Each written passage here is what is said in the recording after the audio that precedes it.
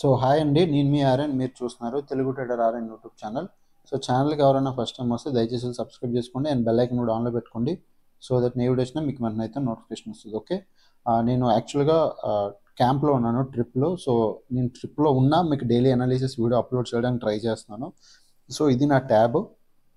నేను వీలైనంత వరకు ఎలా అయినా అప్లోడ్ చేయడానికి ట్రై చేస్తాను. సో మీరు కొద్దిగా ఇబ్బందిగా మీకు అనిపించిన దయచేసి అయితే చూడండి. ఓకే, ఎండ్ వరకు చూడండి, కొన్ని ఇంపార్టెంట్ పాయింట్స్ కూడా చెప్తాను. ఓకే, సో ఫస్ట్ ఈరోజు మార్కెట్లోకి వెళ్దాం.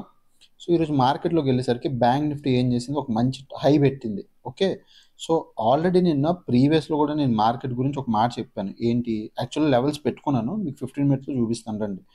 15 మినిట్స్లో సో నేను ఆల్రెడీ ప్రీవియస్ టైం మీకు ఒక మాట చెప్పాను. ఏంటంటే బయ్యర్స్ ఎవరైతే ఈ కింద నుంచి ఎవరైతే బై చేసుకొని కూర్చున్నారో వాళ్ళ పొజిషన్స్ ప్రాఫిట్ ఇక్కడ నుంచి ఎవరైతే బై చేసుకుని కూర్చున్నారో ఇలా ఈ పై వరకు బడ్జెట్ రోజు సడన్గా మార్కెట్ పడడం వాళ్ళు తీసుకోలేకపోయారు అంటే బడ్జెట్ బాగా వస్తుందన్న ఎక్స్పెక్టేషన్లో ఉన్నారు. బట్ అనుకోకుండా మార్కెట్ పడింది. దాని తర్వాత పడింది పోనీ పెద్దగా ఫాలో అయ్యిందంటే ఆ రోజు మీకు అర్థమైపోయింది, మార్కెట్ పడి ఇక్కడ వెంటనే రివర్స్ తిరిగిపోయింది. So next day gap down మళ్ళీ హాల్ట్ అయిపోయింది. అంటే సెల్లర్కి రెండు పోట్ల అడ్వాంటేజ్ రెండు పోట్ల ట్రై చేశారు. ఒకసారి పడింది అంటే తీసుకెళ్ళమని ట్రై చేయమని ఇచ్చారు, అంటే అడ్వాంటేజ్ ఇచ్చారు, సెల్లర్కి అడ్వాంటేజ్ ఇచ్చారు, తీసుకెళ్ళు మార్కెట్ అని కిందకి. బట్ సెల్లర్ ఏం చేశాడు, తీసుకెళ్ళగలిగాడా లేదు, వెళ్ళలేకపోయాడు. మళ్ళీ ఏం చేశాడు, next day gap down open అయింది, అప్పుడైనా సెల్లర్ తీసుకెళ్ళగలిగాడా లేదు, ఆ రోజు సెల్లర్ ఫెయిల్ అయిపోయాడు. సో 2 టైమ్స్ సెల్లర్ ఫెయిల్ అయిపోయేసరికి నేను ఈ మాట చెప్పా, ఎవరైతే ఇక్కడ బై సైడ్ కూర్చుంటారో వాళ్ళ పొజిషన్స్ ప్రాఫిట్ బుకింగ్ చేసుకోలే. వాళ్ళు ఈ లెవెల్కి వస్తే ఇక్కడ ప్రాఫిట్ బుకింగ్ చేసుకుంటారు. దాని తర్వాత మార్కెట్ కరెక్షన్ తీసుకోవాలి, ఒకవేళ పడాలి అంటే అక్కడ కరెక్షన్ తీసుకోవాలి, కానీ ఇక్కడైతే పడదు, మార్కెట్ పైకి వెళ్తుంది అని కూడా చెప్పాను. నిన్న అనాలిసిస్ వీడియోలోనే వెళ్ళి ఒక్కసారి నేను రిక్వెస్ట్ చేస్తున్నాను, నిన్న అనాలిసిస్ వీడియో చూడండి. ఓహో అవునా కాదనేది మీకు క్లారిటీ వస్తుంది. ఓకే, సో ఇప్పుడు నా పాయింట్ నేను ఏం చెప్తున్నానంటే రేపు మార్కెట్ ఏమవ్వచ్చు. రేపు మార్కెట్లో నేను కొన్ని లెవెల్స్ పెట్టాను, ఇక్కడ చూడండి, నేను కొన్ని లెవెల్స్ పెడుతున్నాను, ఈ డ్రాయింగ్ తీసేస్తున్నాను. ఆల్రెడీ నేను లెవెల్స్ పెట్టి ఉంచుకున్నాను. సో మీకు ఇంకా సింపుల్గా ఇగో ఇక్కడికి రండి. రేపు మార్కెట్ కానీ 50,000 మళ్ళీ చెప్తున్నా, 50,200 దగ్గర కరెక్ట్ క్లోజ్ ఇచ్చింది ఈరోజు. బట్ 50,300 నేను ఒక 100 పాయింట్స్ బఫర్ రేంజ్ పెట్టుకొని 50,300 లెవెల్ నేను చెప్తున్నా. 50,300 అనేది ఇది లెవెల్. ఓకే, సో ఈ లెవెల్ పైన కానీ మనకి రేపు కానీ మార్కెట్ వస్తే 50,300 పైన మీరు అప్ సైడ్కి ప్లాన్ చేయండి.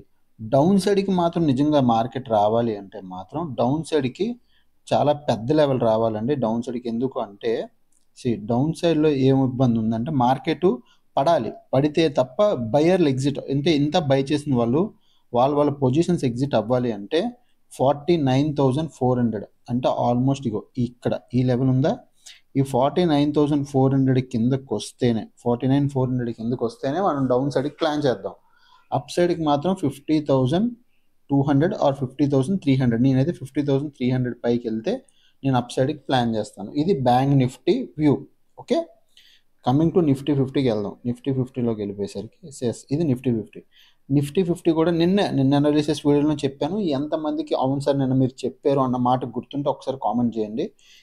ఇదే మాట చెప్పాను చూడండి, కింద నుంచి బై చేసుకు కూర్చున్న వాళ్ళు బడ్జెట్ రోజు ఏదైతే మార్కెట్ పడిందో దాన్ని యాక్సెప్ట్ చేయరండి. మళ్ళీ సేమ్ లెవెల్ దగ్గరకు వచ్చాక ప్రాఫిట్ బుకింగ్ వస్తే అక్కడ నుంచి మార్కెట్ షార్ప్గా పడాలి, కానీ ఇక్కడ నుంచి పడనివ్వరు అన్నాను. మార్కెట్ ఈరోజు చాలా మంచి మూమెంటం ఇచ్చింది అప్ సైడ్కి.